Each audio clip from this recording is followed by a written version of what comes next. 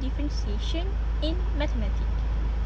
Specifically, we will look at the stationary point of a curve and the concept of rate of change, using particular example of illustrate this concept. So, in this part, we will be discussing about finding a stationary point using differentiation and also learn how to sketch a graph. Stationary points. Well, there are three types of stationary points you should know, which is this as a minimum point, this as a maximum point, and this, both of this is point of inflection.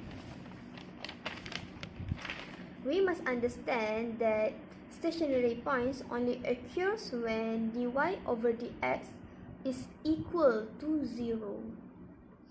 To determine the stationary point is a maximum, a minimum, or a point of inflection, we must apply the second order derivative.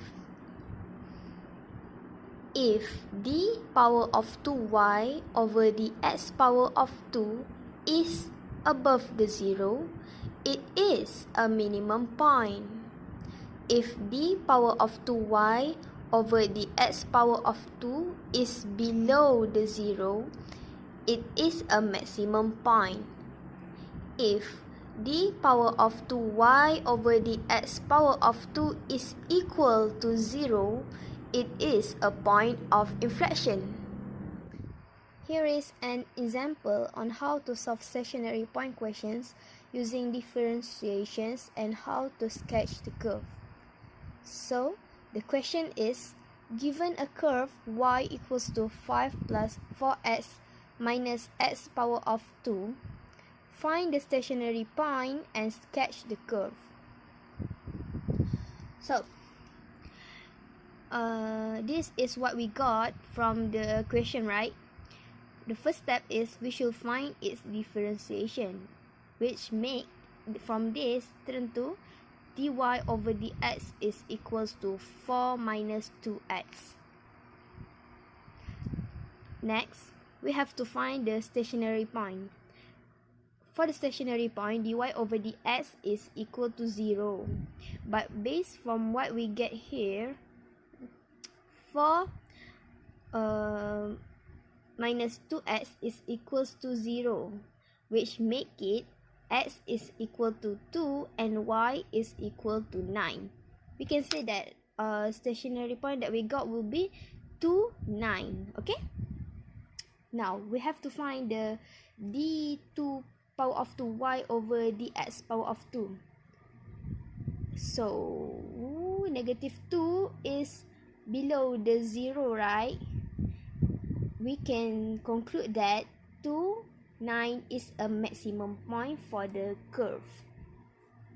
Now, we are in the part of sketching the curve. When x is equal to 0, y is equal to 5. When y equals to 0, 5 plus 4x minus x power of 2 is 0. We have to make it shape like this, and it turns out that we will get x equals to 5 and x equals to negative 1. Just sketch the graph based on what we get